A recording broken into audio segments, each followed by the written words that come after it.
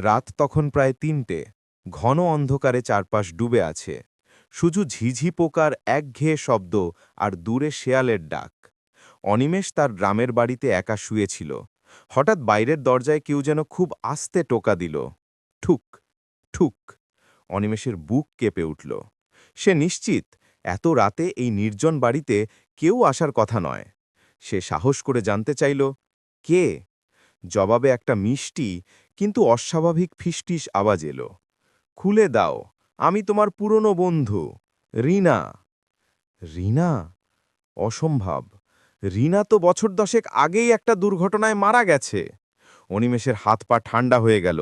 সে কাঁপতে কাঁপতে বলল, তুমি রিনা নও, যাও এখান থেকে। বাইরে থেকে এবার হাসির একটা শব্দ ভেসে এলো। হাসিটা শুনে মনে হলো যেন গলাচেরা কোনো আর্তনাদ।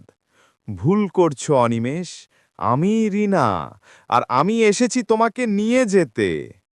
শব্দটা এবার দরজার একেবারে কাছে, যেন কেউ দরজার কাঠের মধ্যে দিয়ে তার দিকে দেখছে।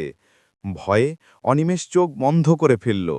দরজায় আবার টোকা পড়ল, কিন্তু এবার কাঠের ওপর নয়, যেমন তার ঠিক কানের পাশে। সাথে সাথে সে ঘরের অন্য কোণে এক বিকট ছায়া দেখতে পেল। ছায়াটা ধীরে ধীরে এগিয়ে আসতে লাগল, আর তার সঙ্গে ভেসে আসতে লাগল এক বীভৎস পচা গন্ধ। সে বুঝল দরজা খোলার অপেক্ষা ছায়াটা করেনি। অনিমেষ শেষবারের মতো একটি চিৎকার করতে চাইল, কিন্তু তার গলা দিয়ে কোনো শব্দ বেরোল না।